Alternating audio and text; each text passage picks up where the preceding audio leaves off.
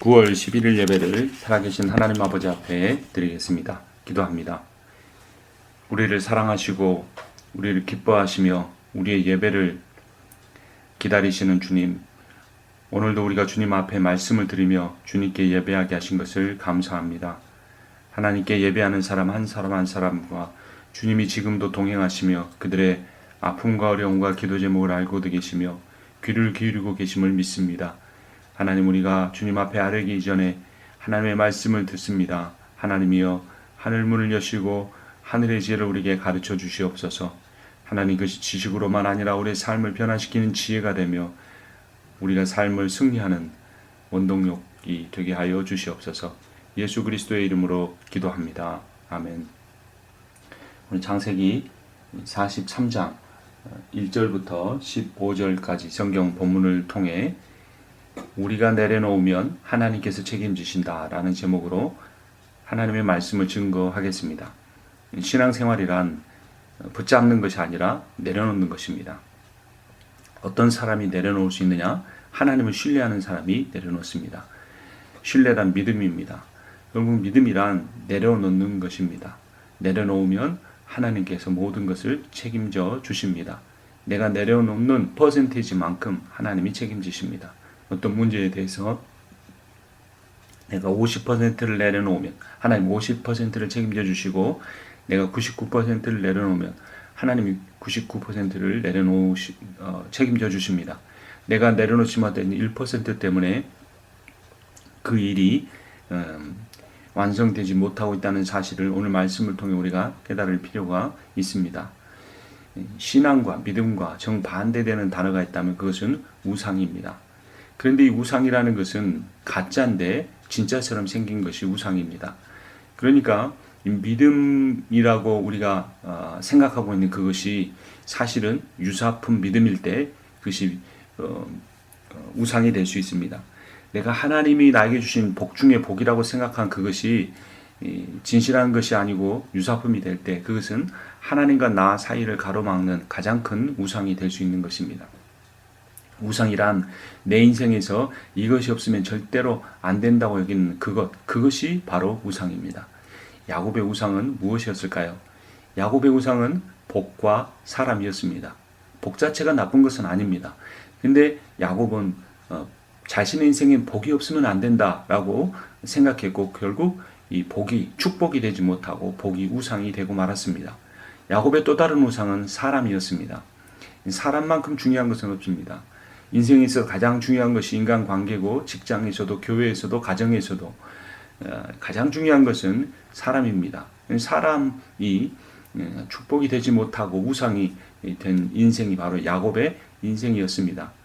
그래서 하나님께서는 그 야곱의 인생의 우상을 내려놓게 하심으로써 야곱에게 그가 이룰 이스라엘의 진정한 신앙의 인물이 신앙의 선조가 되기에 만들기를 원하시는 겁니다.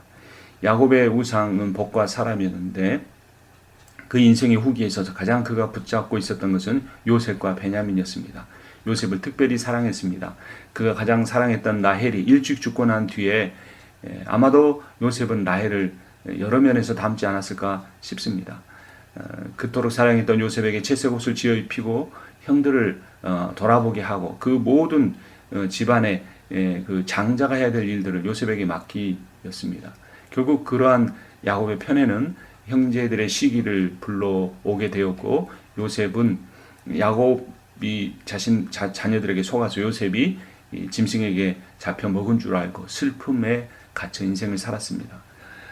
그럼에도 불구하고 그렇기 때문에 야곱은 베냐민을 더욱더 붙잡고 이제 라헬이 낳은 두 아들 중에 요셉은 죽었다고 생각했으므로 베냐민을 끝까지 붙잡고 있었던 것입니다. 그에게 절대로 없어서는 안 될 것이었기 때문에 그것이 바로 우상인 겁니다. 하나님은 가나안 땅의 기근을 통해 야곱이 붙잡고 있던 우상인 자녀들을 내려놓게 하십니다. 아이러니하게도 하나님이 요셉이 꽉 붙잡고 있는 그의 자녀들을 내려놓게 하시는 이유는 바로 그들을 구원하여 그들을 애굽에서 생육하고 번성하는 복을 얻게 하기 위해서입니다. 그러니까 나는 내가 그것을 붙잡고 있으면 그것이 잘 되게 잘 될 것으로 여기고 있는데 사실은 그것이 잘 안 되는 이유가 내가 그것을 꽉 붙잡고 있기 때문이라는 겁니다. 내가 하나님 앞에 내려놓으면, 하나님 앞에 맡겨드리면 하나님께서 그것을 내 능력보다, 내 지혜보다 더 풍성하고 아름답고 귀하게 만들어 주시는데 그렇게 하지 못하는 겁니다. 때로는 돈이 그렇습니다. 때로는 건강이 그렇습니다. 때로는 코로나 바이러스 감염병이 그렇습니다.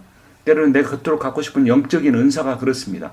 때로는 내가 그토록 사랑하는 자녀들이 그렇습니다. 내가 그것을 하나님께 맡겨 드릴 때 그것은 더 이상 우상이 아닌 하나님의 복이 되고 하나님께서 그것에 진정한 복을 부어 주시는 겁니다. 성경 본문을 보면 상황이 악화됩니다. 기근이 더 심해졌습니다. 그러자 오늘 창세기 43장 1, 2절을 보면 곡식을 사오라고 합니다. 야곱이 처음에 자녀들이 돌아왔을 때 그들이 갔을 때 자녀 자신들을 스파이로 의심해서 시몬을 가둬놨으므로 가두면서 너희들이 또 한 명이 있다고 한 그 베냐민이라는 형제를 데리고 와야 시몬도 풀어주고 곡식도 살 수 있다고 한 그 소식을 야곱이 들었음에도 불구하고 나는 내 아들 베냐민을 절대로 보낼 수 없다라고 꼭 붙잡고 있었습니다. 베냐민마저 잃어버리면 야곱은 인생을 더 이상 살아갈 의미가 없었기 때문입니다. 베냐민은 야곱이 하나님보다 더 사랑하는 우상이었습니다. 이것이 없으면 절대로 안 된다고 생각하는 우상이었습니다. 그래서 하나님께서 기근이 더 심하게 만드신 겁니다. 내 인생에 기근이 있습니까? 영적인 기근, 바이러스의 기근, 이러한 것들 우리가 하나님께서 우리에게 더 허락하시는 이유, 그것으로 인해 내가 어려운 가운데 있는 이유를 잘 살펴봐야 합니다. 결코 그것은 우리를 심판하기 위함이 아니요 우리를 더욱더 하나님을 제대로 믿는 신앙으로 이끌기 위한 것일 수 있습니다. 엘리야 때에도 기근이 있었습니다. 그 기근으로 인해서 온 땅이 고통을 받았지만 그 기근으로 인하여서 엘리야는 갈멜산에서 아합의 거짓 선지자들과 대결하여 승리하고 하나님이 살아계신 진정한 신임을 만천하에서 보여줬습니다. 그것이 열왕기하 18장에 기록이 되었습니다. 룻기 1장을 보면 나오미의 인생에 여러 번의 기근이 있는 것을 볼 수 있습니다. 그 기근 때문에 자신의 남편 엘리멜렉과 함께 고향 땅 베들레헴과 고국을 떠나 이방 땅 모압으로 와서 살게 되었습니다. 이민 생활을 하게 된 것입니다. 그곳에서 남편을 잃습니다. 다시 한번 큰 기근이 듭니다. 그런데 고향 땅 베들레헴에 양식이 있다는 소식을 듣고 그는 돌아가게 됩니다. 기근으로 인하여서 신앙을 떠났지만 기근으로 인하여 다시금 신앙의 길로 하나님께로 돌아가는 나오미, 그리고 그곳에 가서 보아스를 만나게 되고 자신의 며느리 룻과 결혼한 보아스와 사이사 낳은 아들을 통해 나오미는 그 집안을 이어갈 수 있는 축복을 받게 되고 그 집안에서 다윗이 태어나며 그 집안에서 예수 그리스도가 태어나는 놀라운 복을 경험하게 됩니다. 먹을 것이 우상이 된 시대에 하나님께서는 기근을 통하여 그녀를 오히려 구원하신 겁니다. 기근이나 결핍은 우리로 하여금 우리 인생에 자신이 주인 되려고 하는 교만을 내려놓고 영적인 다이어트를 통해 하나님을 만나게 하십니다. 야곱의 이 아들들 중에 유다가 애굽의 총리 요셉인 줄 알지를 못하죠. 애굽의 총리가 베냐민과 함께 와야 곡식을 준다는 사실을 다시 한번 3절에서 5절에 상기시킵니다. 그러자 그래도 그의 아버지가 말을 듣지 않자 8절에서 9절을 보면 베냐민을 보내는 대신 자신이 담보가 되겠다고 합니다. 8절과 9절을 읽겠습니다. 유다가 그의 아버지 이스라엘에게 이르되 저 아이를 나와 함께 보내시면 우리가 곧 가리니 그러면 우리 아버지와 우리 어린 아이들이 다 살고 죽지 아니하리이다. 내가 그를 위하여 담보가 되오리니 아버지께서 내 손에서 그를 찾으소서. 내가 만일 그를 아버지께 데려다가 아버지 앞에 두지 아니하면 내가 영원히 죄를 지리다. 유다가 놀라운 고백을 하고 있습니다. 내 생명을 아버지, 내가 베냐민을 목숨을 걸고 내 생명을 걸고 베냐민을 돌려보낼 테니 꼭 데리고 올 테니 베냐민을 보내달라. 그래야 우리 모두 삽니다. 라고 하나님 아버지 앞에 호소를 합니다. 심지어 그 모든 일이 잘못될 때 그 죄를 지겠다고 고백을 합니다. 사실 이전에 유다는 나머지 9명의 형제들과 담합하여 요셉을 이스마엘 상인들에게 팔아버리는 일에 가담했습니다. 물론 유다가 주도한 건 아니고 그들의 그러한 요셉을 죽이려고 하는 걸 막기 위해서 할 수 없는 그런 차선책이었습니다. 그런 것은 유다의 잘못을 기피할 수 있는 그런 핑계는 될 수가 없습니다. 그러나 이제는 유다가 변화되었습니다. 자신이 그 모든 죄의 책임을 지겠다고 고백하는 겁니다. 우리 인생에 문제가 있을 때, 우리 가정에, 교회에 문제가 있을 때 서로의 누구 잘못인가 라는 것을 드러내기보다 이것은 내가 이 모든 일에 책임을 지겠다고 나서는 사람, 그 사람이 바로 영적인 리더입니다. 그래서 유다가 결국은 첫째인 루벤이나 둘째인 시몬이 아닌 유다가 이스라엘의 대표 지파를 이루게 되고 결국 유다 지파에서 다윗과 예수 그리스도가 태어나게 됩니다. 디모데전서 2장 5절을 보면 하나님은 한 분이시오 또 하나님과 사람 사이의 중보자도 한 분이시니 곧 사람이신 그리스도 예수라. 그가 모든 사람을 위하여 자기를 대속물로 주셨으니 기약이 이르러 주신 증거니라 라고 말합니다. 예수 그리스도는 하나님과 우리 사이의 중보자가 되십니다. 우리의 모든 죄를 담당하셨습니다. 유다는 온전한 중보자가 될 수 없었지만 그 유다 지파에서 태어난 예수 그리스도는 온전한 중보자로서 우리의 모든 죄를 사하시고 사단의 권세를 이기시고 우리를 영원한 생명의 나라 하나님의 나라로 인도하십니다. 그래서 유다가 한 이 말은 예수 그리스도가 하실 온전한 사역의 그림자로서 예표로서 보여주는 것입니다. 야곱이 드디어 베냐민을 보내기로 결단합니다. 13절 14절에 그는 신앙의 고백을 이렇게 선포합니다. 내 아우도 데리고 떠나 다시 그 사람에게로 가라. 전능하신 하나님께서 그 사람 앞에 너희에게 은혜를 베푸사 그 사람으로 너희 다른 형제와 베냐민을 돌려보내게 하시기를 원하노라. 내가 자식을 잃게 되면 이르리로다. 베냐민을 잃으면 이르리로다 라고 하는 고백. 마치 야곱은 내가 죽을 수밖에 없는 상황이면 내가 죽겠습니다라고 하는 것보다 더 큰 결단이었습니다. 왜냐하면 야곱의 인생에서 베냐민은 결코 이 베냐민이 없으면 자신의 인생은 의미가 없었기 때문입니다. 하나님을 믿는다고 하면서도 하나님이 이 어려운 상황을 주신 그 이유를 묻기보다 내가 이 어려운 상황에서도 내가 그래도 끝까지 소망을 잃지 않고 있는 이것만 내가 잃어버리지 않으려고 붙잡고 꽉 있는 그것이 바로 우상인 겁니다. 신앙은 고백만 아니라 결단입니다. 신앙은 행동입니다. 드디어 야곱은 행동하게 됩니다. 루벤의 말을 듣지 않았던 야곱이 유다의 말을 듣습니다. 루벤은 과거에 한 잘못이 있습니다. 그의 서모인 비라와 간통을 했었고 장자로서 그 책임을 감당하지 못했기 때문에 이 장자의 권한 유다에게로 넘어가게 된 것입니다. 야곱이 드디어 내려놓습니다. 그는 그의 인생에 있어서 가장 중요하게 여겼던 우상인 아들을 내려놓을 뿐만 아니라 물질을 내려놓습니다. 11절에서 12절을 보면 가나안의 귀한 예물과 또한 갑절의 돈을 돌려보냅니다. 유향, 꿀, 향품, 몰약, 유향 등이 있는데 이것들은 바로 요셉의 사건과 연결되는 것입니다. 귀한 물품과 물질, 요셉을 사간 광야의 상인들이 파는 물건이었고 요셉을 형제들이 팔아넘기고 받았던 돈을 상징합니다. 결국 인과응보로 되돌아와서 이제 요셉의 사건이 가족의 비극사가 되는 것이 아니라 가족의 구원사가 되는 일을 이 야곱의 내려놓음을 통하여서 실현되는 것입니다. 야곱이 물질과 사람을 내려놓을 때 하나님은 요셉의 사건에 개입되었던 물질과 그 물품을 통해 이제 그 가족이 온전히 구원받는 대역사를 일으키시는 것입니다. 야곱이 베냐민을 보낼 때 했던 말, 잃으면 잃을 것이라. 우리는 무엇을 잃으면 잃을 것이라고 하나님 앞에 고백을 해야 합니까? 건강입니까? 물질입니까? 성공입니까? 명예입니까? 직장입니까? 일입니까? 먹는 것입니까? 잘 자는 것입니까? 내가 그토록 사려고 하는 집입니까? 자동차입니까?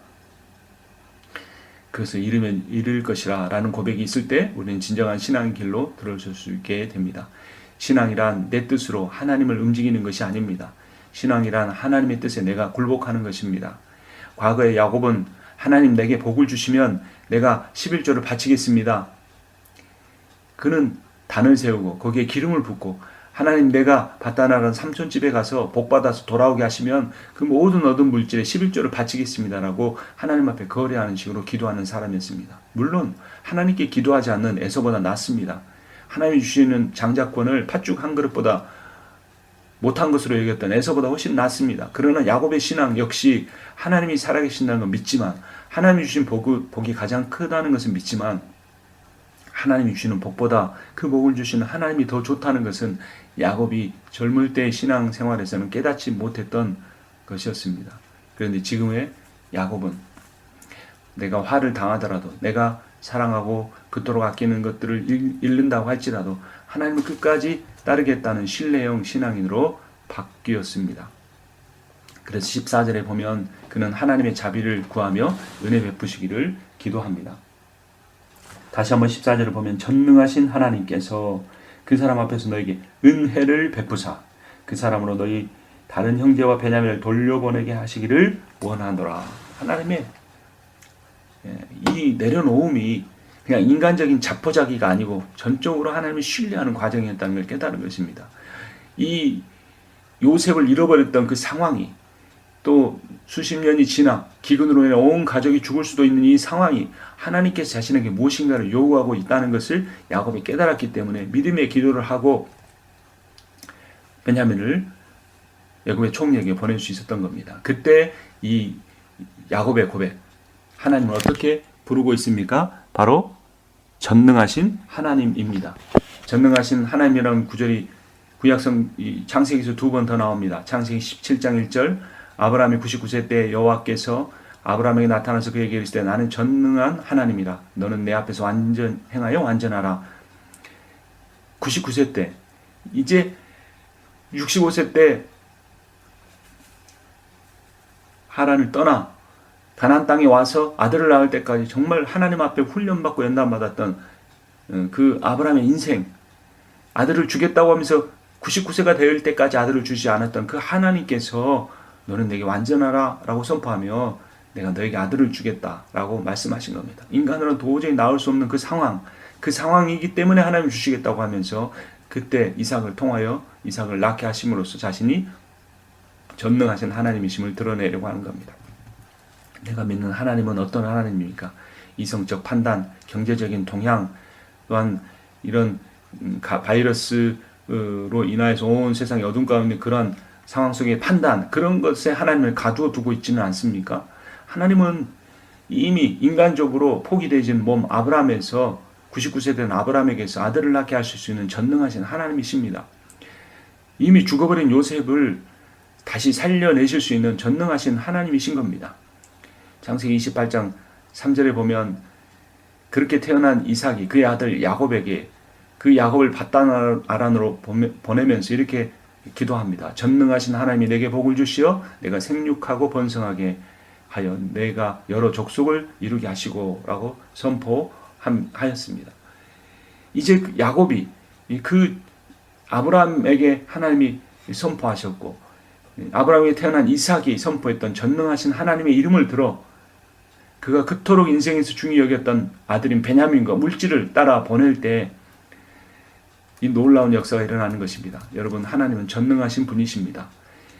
에스더가 왕비를 부르지 않았는데 자기 뜻대로 왕에게 나아가면 죽을 수 있는 그 상황에서, 그러나 그의 민족 유다 민족이 죽음의 위기 가운데 처해 있었기 때문에 그 상황을 알리기 위해서 왕에게 나아가면서 죽으면 죽으리다 라고 선포했습니다. 에스더 4장 16절을 보면 당신은 가서 수산에 있는 유다인을 다 모으고 나를 위하여 금식하되 밤낮 3일을 먹지도 말고 마시지도 마소서. 나도 나의 시녀와 더불어 이렇게 금식한 후에 규례를 어기고 왕에게 나아가리니 죽으면 죽으리이다. 자신의 민족, 하나님이 택하신 선민을 구원하기 위하여 죽으면 죽으리이다 라고 고백했던 에스더의 신앙, 자신이 사랑하는 아들 베냐민을 보내며 아들을 잃으면 잃으리로다 라고 고백했던 야곱의 신앙, 그 신앙이 우리에게 필요한 시대가 되었습니다.